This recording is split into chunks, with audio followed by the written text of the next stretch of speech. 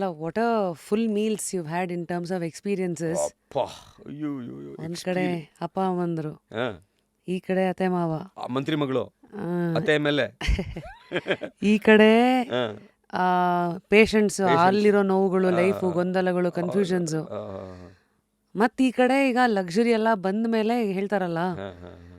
ಹೆಣ್ಣು ಹಣ್ಣು, ಹೊನ್ನು ಮಣ್ಣು, ಮಣ್ಣು, ಹಾ, ಇದ್ದಾಗ ಒಂದು ಆಟ, ಇಲ್ಲದಾಗ ಒಂದು ಆಟ. ಹೌದೌದು. ಇಲ್ಲದೇ ಇದ್ದವರು ಇದ್ದಾಗ ಬಂದು ನೀವು ಆ ಟ್ರಾನ್ಸಿಷನ್ ನೋಡ್ತಿರಲ್ಲ, ಥರ ಪವರ್ ಅನ್ನೋದು, ಆ ಪವರ್ ಪ್ಲೇ, ದುಡ್ಡಿರಲಿ, ಪೊಸಿಷನ್ ಇರಲಿ, ಒಂಥರ ಸಕ್ಕರೆ ಇದ್ದಂಗೆ. ಅದು ಎಲ್ಲಿರೋದು ಜನ ಆಟೋಮೆಟಿಕಾಗಿ ಮುತ್ಕೊತಾರೆ ನಿಮ್ಮನ್ನು. ಸೊ ಎರಡನ್ನೂ ನೀವು ನೋಡಿದ್ದೀರಲ್ಲ. If I ask you what is life today, ಹೇಗೆ ಅದನ್ನು how do you want to reflect upon this question, ಡಾಕ್ಟ್ರೇ? Madam, actually when I was down ಅಲ್ಲ, ದ ವರ್ಲ್ಡ್ ಹೇಳ್ತಾರಲ್ಲ, failure is an orphan, success got many fathers ಅಂತ.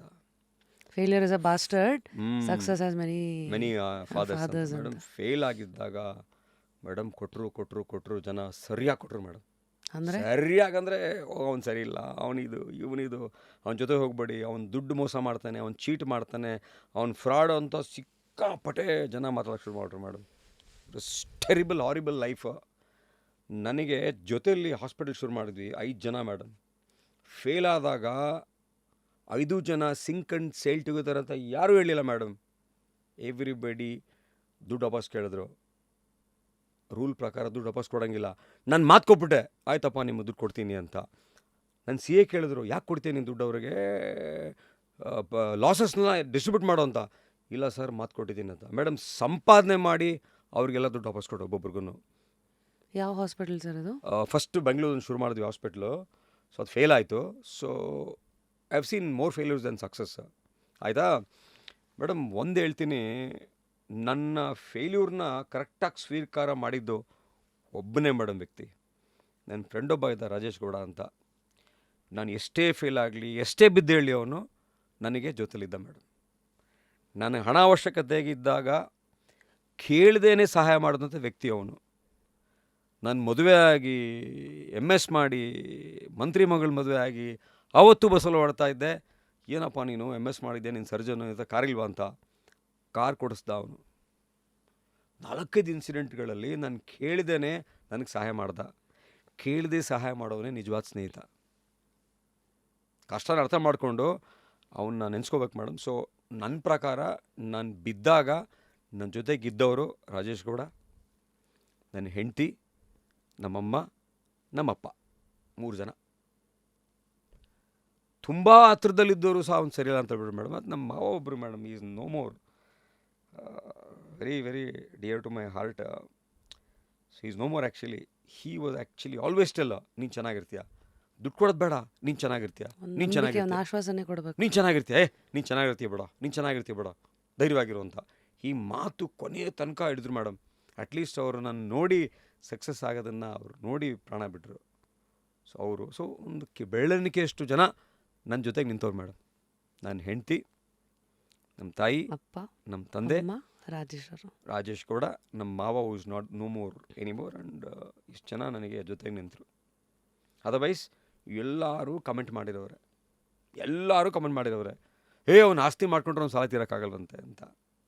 But ನಾನು ಸಾಲ ಮಾಡಿದ್ದು ಯಾಕೆ ಹೇಳ, ಇದೊಂದು ಇಂಟ್ರೆಸ್ಟಿಂಗ್ ಸ್ಟೋರಿ.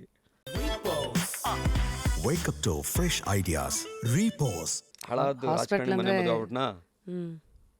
ಈ ನನ್ನ ಬ್ರದರ್ ಇನ್ಲ ಪಾಪ, ಅವನು innocent fellow, PUC rank holder, 10th rank holder, MBA ಅಮೆರಿಕಲ್ಲಿ MBA ಮಾಡ್ಕೊಂಬಂದ.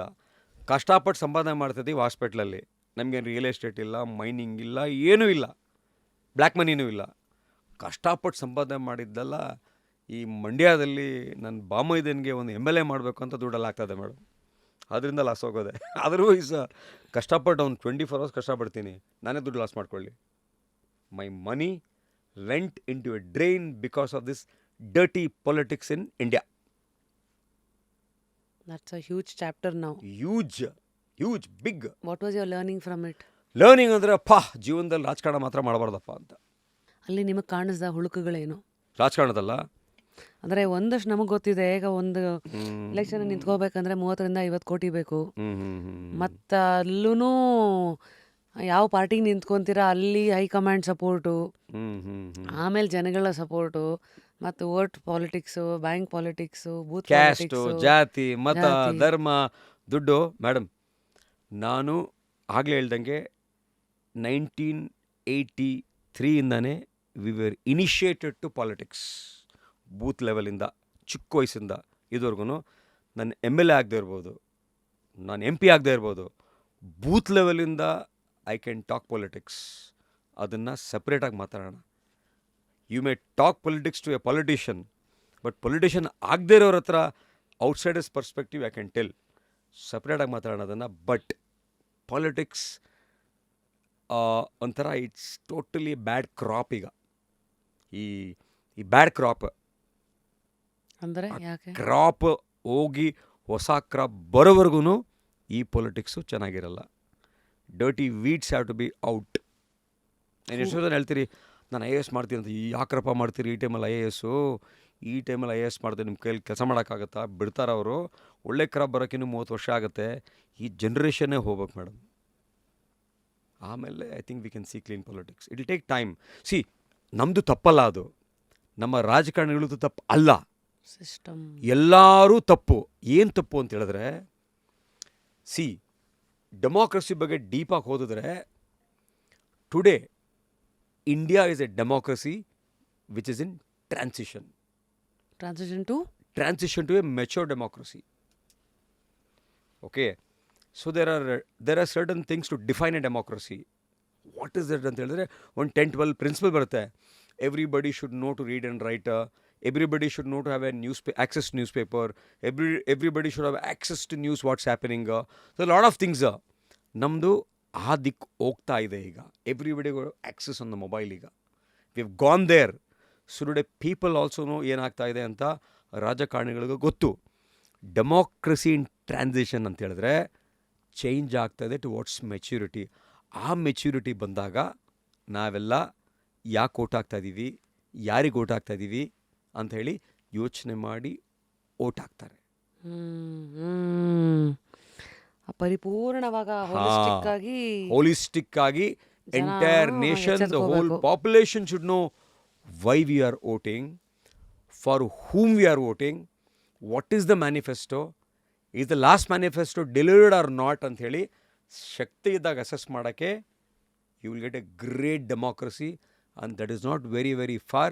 India will soon the democracy very soon. ಈ Gen Zs today, they are not interested to vote at all. But a day will come, they will realize there will be a revolution and they will vote for a right people, and right people will contest the day. It will be a democracy which will